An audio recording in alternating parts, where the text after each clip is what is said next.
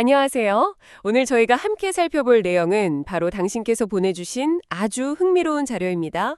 한화생명 임금피크제 연봉제 근로자 미적용 판례 연구 이 발췌본인데요. 이걸 보면서 회사랑 노조가 합의했는데 왜 어떤 직원들한테는 적용이 안 됐을까? 이 법적 논리가 뭘까 궁금해지더라고요. 자, 그래서 오늘 저희가 파헤쳐볼 핵심 질문은 이겁니다. 전체를 위한 결정 같아 보이는데 왜 개인적으로 연봉계약서를 쓴 직원들한테는 이게 적용이 안 됐을까요? 약간 단체 경기 규칙인데 특정 개인 선수한테는 적용 안 되는 뭐 그런 느낌이랄까요? 법원이 왜 그렇게 판단했는지 당신께서 이 자료를 주목하신 이유를 저희도 같이 한번 파고 들어보죠. 우선 배경부터 좀 더 살펴볼까요? 보내주신 자료의 핵심은 한화생명보험의 임금피크제 도입인데요. 사실 임금피크제 자체는 요즘 우리 사회 고령화나 기업 인건비 문제 때문에 많이들 얘기하잖아요. 네, 그렇죠. 보통은 정년을 보장하거나 아니면 좀 연장해주는 대신에 특정 나이부터 임금을 조금씩 줄여나가는 방식이죠. 네네. 근데 이 한화생명 사례에서 중요한 건 이게 그냥 회사가 결정한 게 아니고 노동조합하고 단체 협약을 통해서 공식적으로 합의해서 도입했다는 점이에요. 자료에도 그게 명확히 나와 있고요. 아, 노사 간의 공식적인 합의, 즉 단체 협약을 거쳤다. 이게 보통은 그 회사 노조원들한테는 당연히 적용되는 거잖아요. 그렇죠. 네, 맞습니다. 원칙적으로는 그렇죠. 주신 것 같은데 정말 흥미로운 어떻게 보면 좀 의외의 결론이 나와요. 법원이 이 단체 협약으로 도입된 임금 피크제가 노조에 가입 안 한 비조합원, 그것도 특히 개별 연봉 계약을 맺고 일하는 직원들한테는 적용이 안 된다. 이렇게 판단을 했어요. 이게 왜 그런 걸까요? 그냥 들으면 좀 이상하잖아요. 다 같은 회사 직원인데 말이죠. 바로 그 점이 이 판결을 아주 흥미롭게 만드는 지점입니다. 왜 같은 회사 아닌데 다른 규칙이 적용될 수 있나? 이 문제거든요. 법원 판단의 핵심은 결국 그 단체 협약이라는 합의 방식의 법적 효력이 어디까지 미치느냐, 이걸 어떻게 해석하느냐에 달려있다고 봐야 합니다. 원칙적으로 보면 단체 협약은 그걸 직접 맺은 당사자, 그러니까 회사하고 노동조합, 그리고 그 조합의 구성원인 조합원들한테 구속력을 가지는 게 맞아요. 네.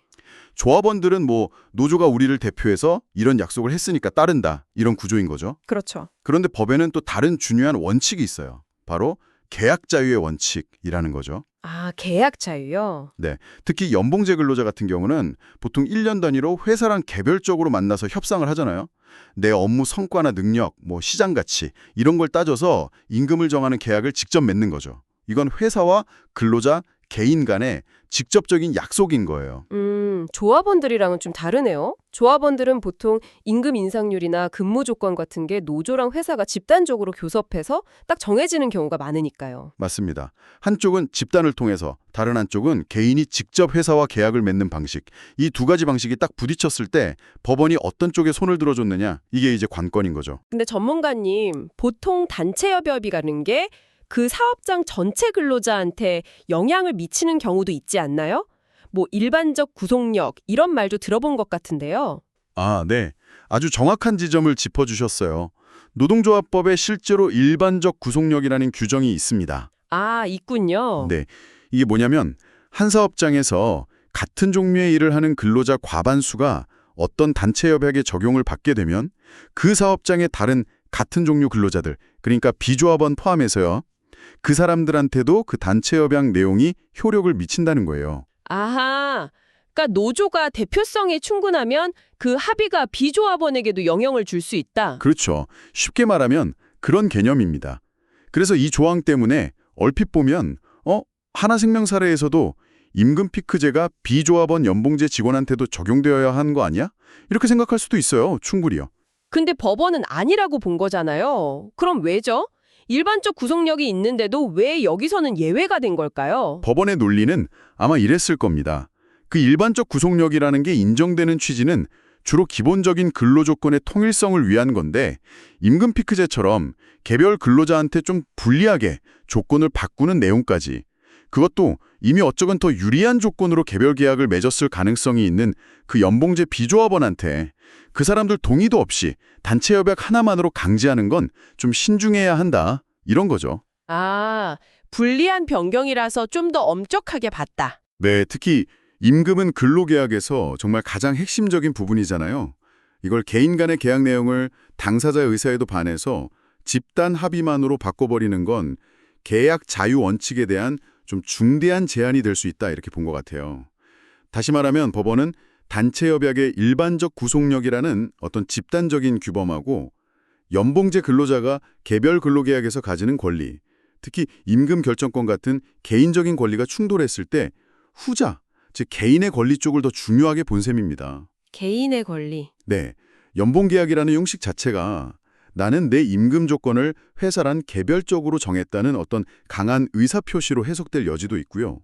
이걸 단체 협약이라는 걸로 쉽게 뒤집기는 좀 어렵지 않나 이렇게 판단한 걸로 보입니다. 와, 이거 정말 흥미로운 해석인데요. 그러니까 내 연봉은 이 계약서대로 받기로 약속했지 않습니까? 라는 개인의 목소리가 우리 회사 전체적으로 이렇게 하기로 노사가 합의했습니다. 라는 집단의 목소리보다 더 우선될 수도 있다 이런 거네요.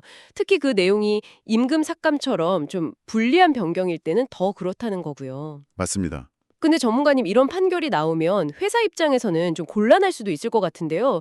누구는 적용하고 누구는 안 하고 이러면 뭐 형평성 문제라든지 관리의 어려움 같은 걸 이야기할 수도 있잖아요. 법원은 이런 현실적인 문제는 고려 안 한 걸까요?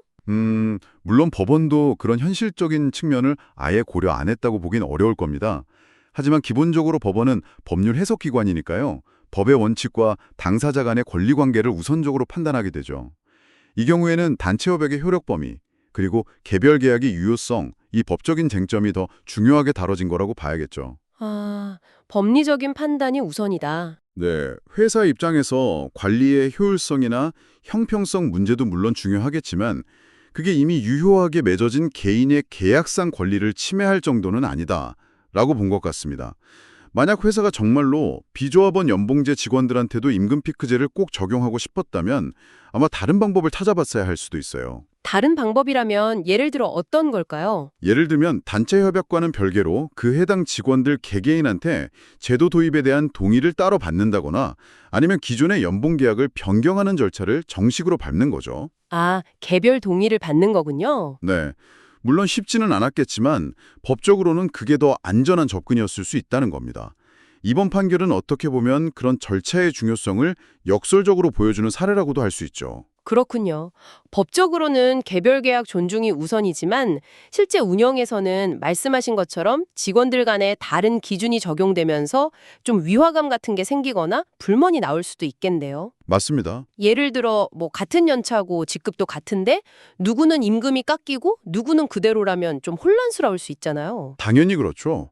그래서 이런 판결은 기업에게 아주 중요한 시사점을 줍니다. 새로운 인사제도를 도입하거나 기존 제도를 바꿀 때 단순히 노조하고 합의했다고 해서 모든 문제가 끝나는 게 아니라는 거죠. 회사 안에 있는 다양한 고용 형태들, 뭐 정규직, 계약직, 연봉제, 호봉제 등등, 그리고 각 그룹의 법적 지위, 특히 개별 계약 내용을 아주 면밀히 검토해야 한다는 겁니다. 꼼꼼하게 봐야겠네요. 네, 필요하다면 각 그룹별로 다른 접근 방식이나 동의 절차가 필요할 수도 있고요. 결국은 소통과 절차의 중요성이 더 강조되는 거라고 볼 수 있습니다. 자, 그럼 지금까지 논의를 한번 쭉 종합해서 이 판결의 핵심 의미를 다시 한번 정리해 볼까요? 당신께서 보내주신 자료 분석을 통해 저희가 확인한 것은 이거네요. 비록 회사와 노동조합이 단체 협약을 통해서 임금 피크제를 도입하기로 합의를 했더라도 그 효력이 자동으로 모든 직원에게 미치는 건 아니다. 특히 노조에 속하지 않으면서 회사와 개별적으로 연봉 계약을 체결한 직원들의 경우에는 그들의 임금 조건은 단체 협약보다는 자신들이 직접 맺은 그 개별 계약에 의해서 우선적으로 보호받을 수 있다. 이것이 법원의 판단이었다는 거죠. 네, 아주 정확한 요약입니다. 집단적 합의와 개별적 계약 권리 사이에 어떤 경계선, 그걸 보여준 중요한 사례라고 할 수 있겠네요. 맞습니다. 이건 단순히 한 회사의 사례를 넘어서 그 단체 협약의 효력 범위하고 개별 근로계약의 관계에 대해서 주요한 법적 기준을 제시했다. 이렇게 평가할 수 있습니다. 특히 요즘처럼 고용 형태가 점점 다양해지고 또 개별 성과에 따라서 보상하는 체계, 뭐 연봉제 같은 거요. 이런 게 확산되는 추세에서는 더욱 주목할 만한 판결이라고 생각합니다. 오늘 저희는 당신께서 궁금해하셨던 한화생명 임금 피크제 관련 법원 판결을 좀 깊이 있게 들여다봤습니다. 핵심은 단체 협약이라는 집단적 합의가 개별 연봉 계약이라는 개인의 권리를 항상 이기는 건 아니다. 특히 임금처럼 근로자에게 아주 중요한 조건을 변경할 때는 개별 계약의 효력이 존중될 수 있다는 점이었죠. 보내주신 자료 덕분에 이 복잡할 수 있는 법적 논리를 명확하게 이해하는 데 큰 도움이 되었습니다. 네, 저도 흥미로운 시간이었습니다. 마지막으로 이 판결에서 파생될 수 있는 질문 하나를 당신께 던져드리면서 마무리하면 어떨까 합니다. 오, 어떤 질문인가요? 이번 판결은 임금 피크제라는 어떻게 보면 근로자에게 불이익한 변경에 대한 것이었잖아요. 네, 그렇죠. 임금이 깎이니까요. 만약에 반대로 단체 협약을 통해서 정년을 연장한다거나 새로운 복지 혜택을 도입하는 것처럼 근로자에게 유리한 조건 변경이 이루어졌다면 어땠을까요? 그때도 비조합원 연봉제 직원들에게는 별도의 동의나 계약 변경 없이는 그 혜택이 자동으로 적용되지 않는다고 봐야 할까요? 아니면 유리한 변경의 경우에는 그 일반적 구속력이 좀 더 넓게 인정될 여지가 있을까요? 아, 유리한 변경일 때도 똑같을까? 아니면 다를까? 생각해 볼 문제네요. 더 나아가서 연봉 계약 말고 다른 형태의 개별 계약은 어떨까요? 예를 들어서 특정 프로젝트 수행을 위해서 고용된 전문가 계약이라든지 성과 기반 인센티브 계약을 맺은 비조합원 직원들. 이런 분들에게는 단체 협약의 효력이 또 어떻게 미칠까요? 이 판결이 개별 계약의 중요성을 강조한 만큼 앞으로 기업 내에 존재하는 정말 다양한 계약 관계에 어떤 영향을 미칠지 그 함의를 한번 곱씹어 보시는 것도 아주 흥미로운 지적 탐구가 될 거라고 생각합니다. 와, 정말 생각해 볼 만한 질문들을 던져주셨네요. 유리한 변경과 불리한 변경의 차이, 또 다양한 개별 계약 형태에 따른 적용 문제까지 오늘 분석이 끝이 아니라 정말 새로운 질문의 시작이 되는 것 같습니다. 이렇게 깊이 있는 논의를 할 수 있도록 귀한 자료를 공유해 주셔서 다시 한번 감사드립니다. 당신의 질문 덕분에 저희도 법과 현실 사이의 그 복잡한 상호작용을 더 깊게 고민해보는 아주 의미 있는 시간이었습니다.